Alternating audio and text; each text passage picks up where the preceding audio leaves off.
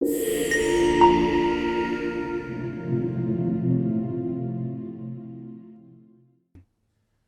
and welcome to Edison TV. Today I'm joined by Newhouse and Sanjay Jawa from Kooth. Kooth is a digital mental health platform serving children, young people and adults with growing traction across the US and the UK. Kate, many thanks for joining today. Thank you. And can we start off by looking at 2025? You've described the year as an important year of consolidation.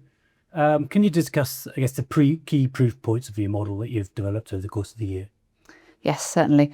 Obviously, it's our 25th birthday this year, so we have multiple proof points across the whole of the UK, where we're the largest youth provider of digital mental health.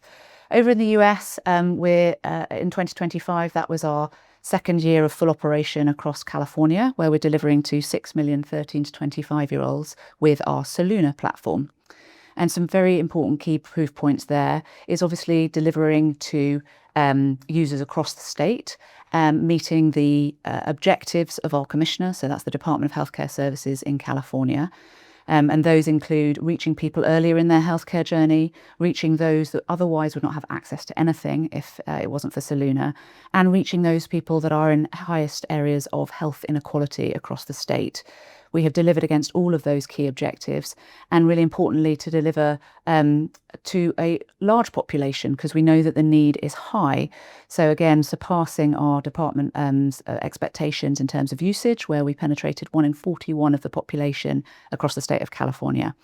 And importantly, and I've talked about this a lot, it's important that we are part of the system and that we work alongside the other provision that happens across a population. So importantly, working with healthcare organisations, education organisations and the community to really showcase how Soluna is valuable to them, so that they can be key advocates and that they can be key referrers into our platform for the young people that they also serve. So those are two key elements of the proof points. And then I'm really excited to share that we've got the results of an independent evaluation of Soluna in California by the very prestigious Northwestern University. They have come out with, and it's just gone to preprint, their evaluation showing that there is significant and sustained reductions in psychological distress across a 3-month period. I'll go into a little bit more detail of that, but that's really important to showcase that independent evaluation that it works. So it's scalable, it's cost effective, it works. And then again, showing that we can replicate that model in new states as we move outside of California, so in New Jersey and Michigan.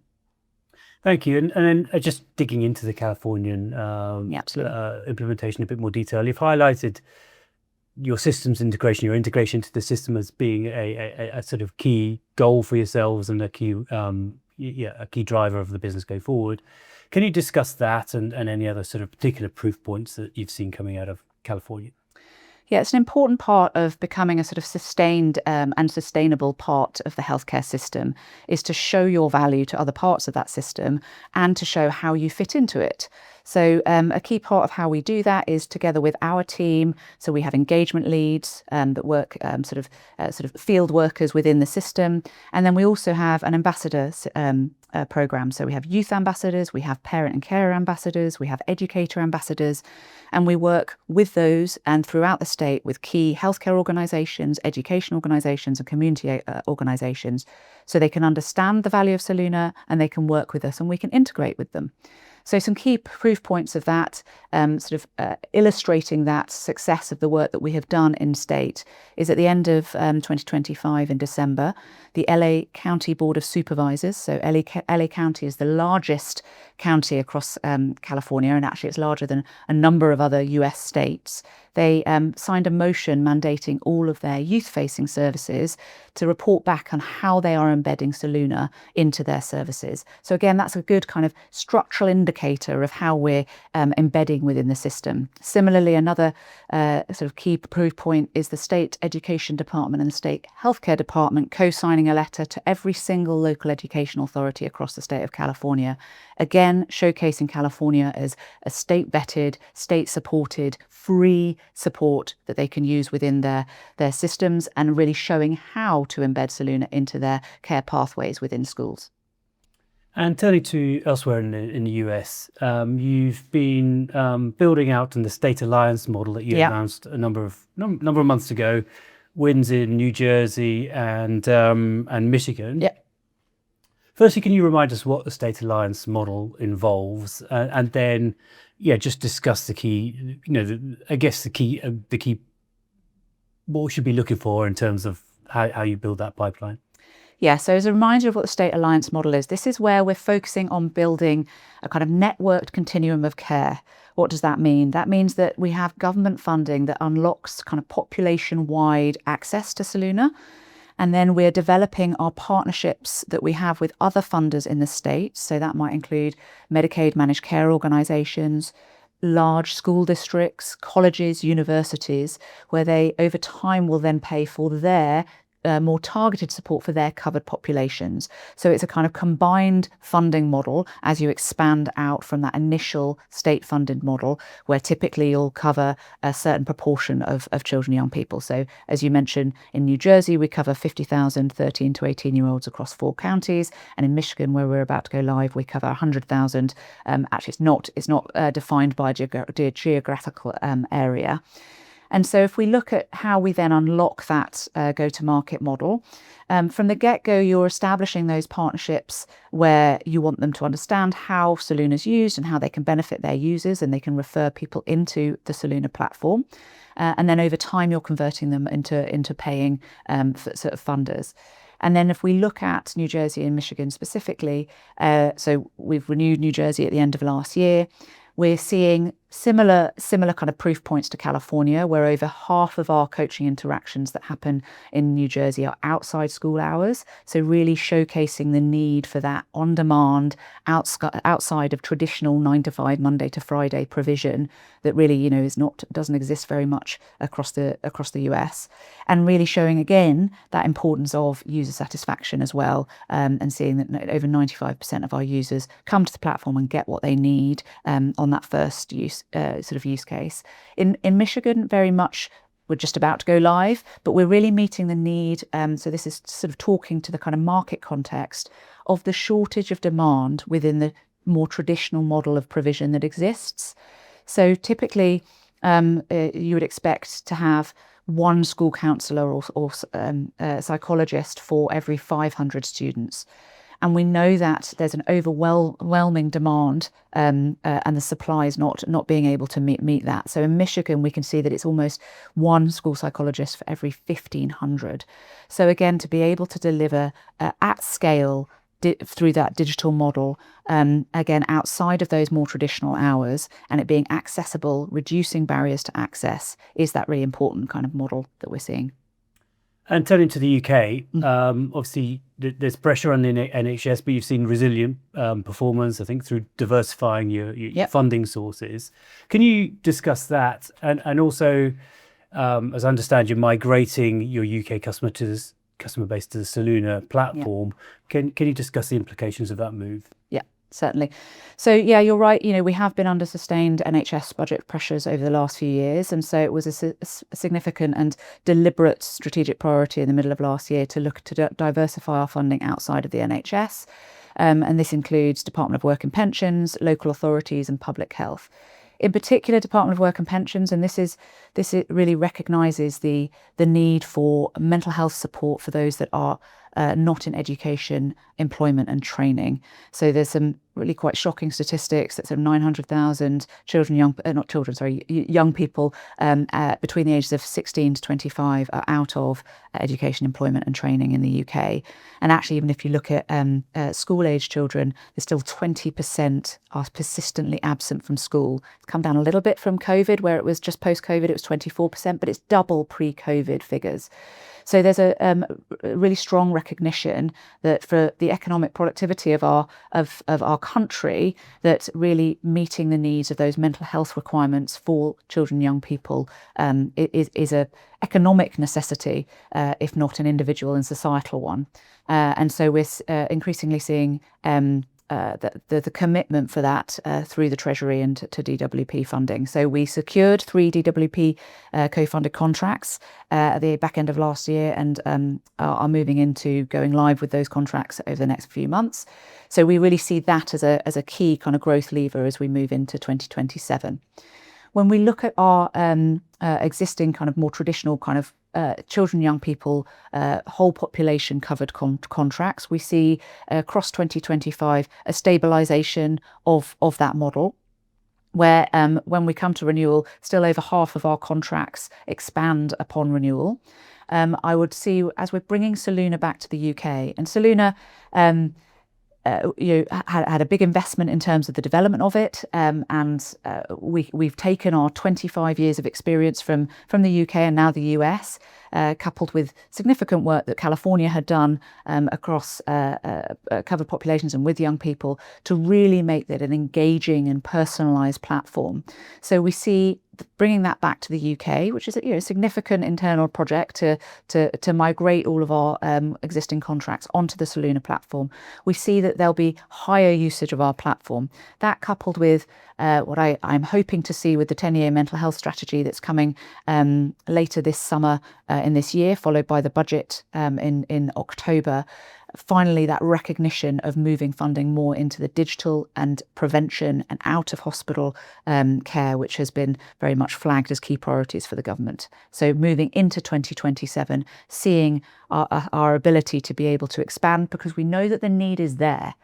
On any one year, sort of 1 in 7, 1 in 8 of the population require our support, and we're covering on average about 1 in 40. So we know that we can deliver more.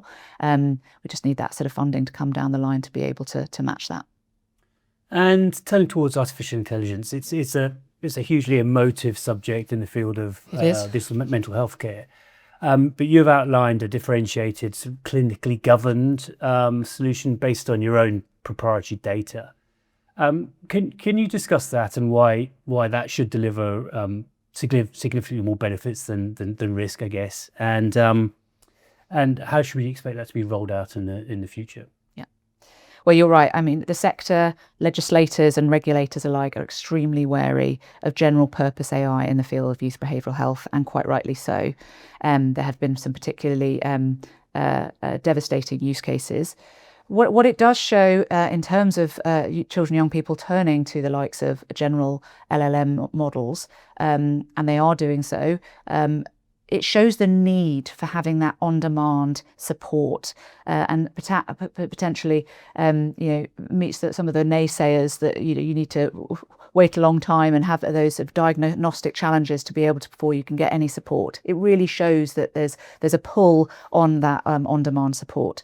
But we certainly have that, what we would consider a structural advantage. So we are looking at how we deploy AI using both a data moat and a regulatory moat. And what do we mean by that? So we have 20 years worth of data of clinically governed clinician and user interactions. So over 2.5 million clinical case notes, over 500,000 interactions between practitioner and our users. That is all within our clinical governance model. So this is not web scrape data. It is data that is according to a very robust clinical governance model. And then the way that we are then using that is, again, through remaining human at the heart and really treasuring that human to human interaction and really enhancing the efficiency of that model so that practitioners are spending their valuable time with our users rather than on administrative tasks or anything like that. And then we look at where we're sitting from a regulatory perspective. So if you look out in the non-sector or in the sector, essentially they will be regulated out of supporting, in particular, under 18s. And you can see that across the states with governors and legislators literally outlawing the use of LLMs and chatbots for under 18s. You might have seen last week, Google actually announced that where there would be relational triggers through using Gemini, they will be signposted out into state or national endorsed mental health support. So you're seeing from a regulation perspective, that, as I said, non-sector experts will be kind of regulated out. And then when we look within the sector, there are few examples of scaled providers that have both the trust and credibility, but the data set that can really take advantage of this. So as you'll know, most clinical interactions happen within four walls, and rather than through that text-based interactions, we have the record of every interaction that our users have with our practitioners. And so what are we then looking to do with that? So it's really about three elements. It's about enhancing our user engagement, so making sure that they find the things that they need to in the platform, that things are served up that will be most useful to them, that we also can manage our platform in the most efficient way. So we are recognizing any risk or moderation requirements more quickly and more efficiently. And as we move towards Class 2A MHRA accreditation in the UK, doing that alongside that. And then again, as I said, it's about how do we improve the outcomes, the clinical outcomes and the functional outcomes that our users receive through delivering that. And we truly believe that that diversified AI strategy can deliver more outcomes at scale than just our digital model alone. And one example of that is about how we train and audit our practitioners. So we do that already. We have done that for years. It's a key part of our piece. We employ and train and audit all of our practitioners. And that's something that they really value from us because they can learn with us. And typically we'll do that on a kind of biannual basis, and that will be according to our clinical governance model, using our the text-based interaction that we'll be having and having a look at how that sits alongside our clinical governance model. And now with the application of AI, we can now do that in real time. And we can be serving up supportive training application to our practitioners on a bi-weekly basis. And again, thinking about how that can enhance the outcomes of those on our platform is really game-changing. Many thanks for joining me today. Fascinating conversation. Thank you very much, Dan. Sanjay, many thanks for coming in today. Can you start by discussing your financial performance in 2025? Revenues were slightly down, but there's a lot of investment in growth going on behind the covers, and there's also currency movements there. Can you just run us through the key moving parts in the financials? Sure. Well, look, 2025, as Kate would have indicated, was a year of a bit of consolidation for us, coming off some very strong results in 24 when revenues doubled, and we saw significant EBITDA, 15.8 million sterling. And so in that context, 25, it was, we saw revenue slip back a little bit to 63.3 million sterling. Around half of that 3.4 million drop was FX related. We report in sterling. 75% of our revenues are dollar denominated, and obviously, as everyone knows, sterling appreciated against the dollar last year. And we do have a bit of a natural hedge because about 50% of our costs are also sterling denominated, but that accounted for around half of the fall. And then the remainder was really related to our California contract. And that's a 4-year contract. And our clients effectively funded the development of our Soluna platform in California, contributing around $25 to $30 million to that. And as we moved into year 3 of the contract, those product development revenues have started to fall off. That was essentially the difference that we're seeing there. But what I think that does mask, however, is New Jersey was a new client last year. That contributed 1.1 million sterling to revenues last year. The benefit of that was offset by some UK churn, predominantly churn that we saw in 24, because in 25, it had sort of slowed down. And effectively, you're seeing the full impact of not having those clients in 25.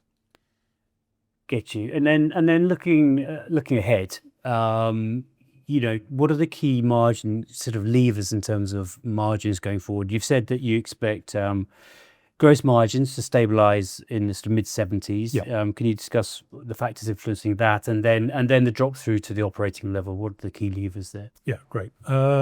So our direct costs typically are the costs of our practitioners delivering the coaching and counselling services. around 250 staff. And those staff are all employed by us. They're not contractors. We're not running any kind of gig economy. That's really important to us because it means, we can ensure they have proper careers. We look after training, safeguarding, audit processes as well. So they're a key part of the direct costs. And then in addition to that, within direct costs, we have our direct media spend in California. We don't typically split that out on other contracts because we typically have a bundled revenue number from most of our other contracts. But in California, the marketing revenue is split out. So we take the media spend into costs of sales. And we accelerated that last year to drive registrations in California to get a sort of critical mass of users. And that helped the gross margin, helps probably the wrong word, but it reduced the gross margin by about 3 or 4 percentage points last year to 73.5%. That marketing spend will continue, but I expect it to drop back. We like to think that we're seeing a flywheel effect of the more users we get on the platform, we start to see organic growth because they start telling their friends about it, for example, and that allows us to rein in some of the marketing expenditure. But typically what you'll then see is perhaps some of the delivery costs go up as we see more usage of the professional support. So medium term, we expect gross margin to settle at around 75%. And you've been building out the client base, the US client base through the State Alliance model. You've won New Jersey and Michigan. Yep. And then, how should we expect new client wins there to flow through to the P&L? It's a good question. We're now at this, we've got a very strong infrastructure platform, both in the UK and the US, and, they're very sort of fungible, I suppose. We've got product staff in the UK working on the US platform, for example, obviously all within sort of data privacy constraints. But with that infrastructure we now have in place, we are able to, two things. We're able to roll out pretty quickly. So New Jersey, we signed the contract December 24 and we went live in January 25. And Michigan, again, there was, probably about 6 weeks between contract signing and launching, soft launching that service. So it's not quite cookie cutter, but we can roll out pretty quickly. Typically what I'd expect to see in terms of flow through is if we assume the 25% direct costs continue on a client, and that's predominantly service delivery with that one exception I mentioned in California.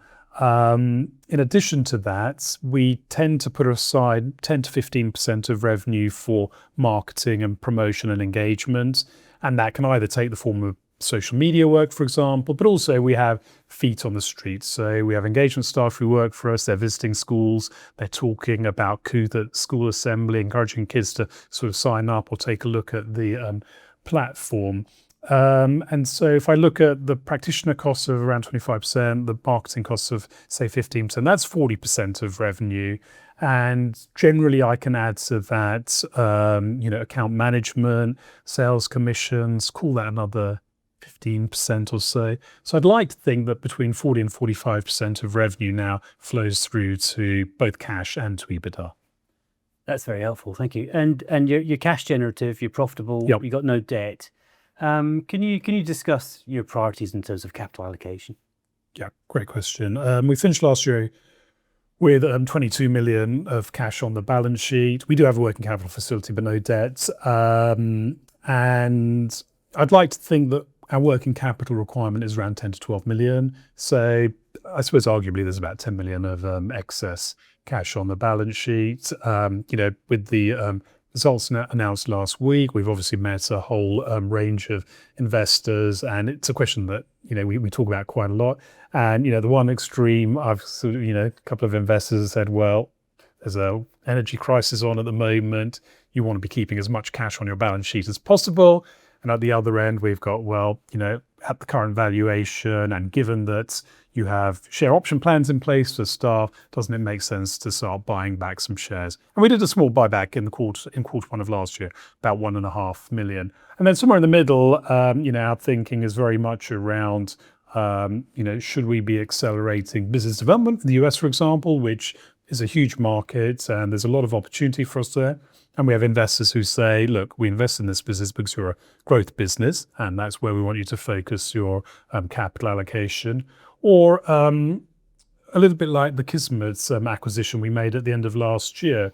We're starting to see really good businesses that were well funded perhaps during COVID. Maybe they've invested $10, $15 million into strong platforms, but then have had some challenges around revenue traction and perhaps are starting to run out of cash. And we've seen a few of those opportunities, low single millions in terms of potential cost. So some of that stuff is quite interesting as well. So what's been great is meeting investors on the roadshow. We're taking some of those soundings, and I think over the next sort of 2 or 3 months, we'll make some decisions around that. As ever, a complete market of opinions to get your heads around. Absolutely. Sanjay, many thanks for joining me today. Great. Thanks, Dan.